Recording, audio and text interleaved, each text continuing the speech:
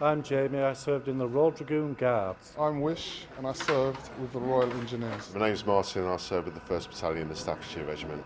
They're the faces behind the Poppy production line, the disabled veterans who spend all year preparing for this weekend of remembrance, making millions of poppies to be worn around the country. So how long does it take to make one of these? Well, let's see how long. Do you want to just quickly go and see how long it takes you? It's not as easy as it looks actually, is it?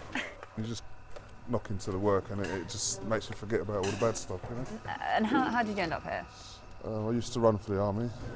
I was an army sprinter, injured myself, so I had to then reinvent myself. I left the army and ended up homeless for a little while. And has this helped you?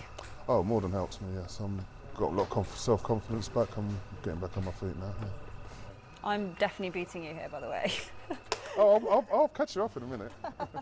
I think it's a wonderful way of providing stability and employment and structure, and that's something that's really important when someone has health conditions, be they physical health conditions or mental health conditions. Now this is quite the production line. There are around 30 people working here and they make a whopping 7.5 million poppies. On top of that, they also make 950,000 symbols like these crosses, as well as 136,000 wreaths. Transitioning into civilian life can be challenging.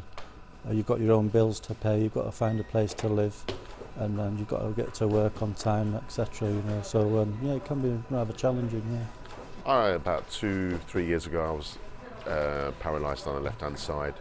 You know, you just basically everything just kind of, your skills, everything just fades. My life was just upside down. So obviously, a year on from that to be here, it's these kind of things really do help.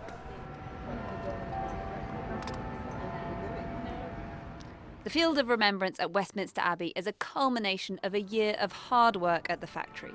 70,000 crosses made by soldiers for soldiers. And behind every cross, a life lost in the First World War. It's just amazing, really. Never ever should we forget the guys that went before us and gave their lives for the freedom that we have today. These guys that fought before we joined up, if it wasn't for them, we wouldn't be standing here. That's what it means to me. The Poppy Factory estimates there's at least 17,000 disabled veterans out of work today. Their hope now is to get as many of them as possible back to health and back to work. Ali Fortescue, BBC News.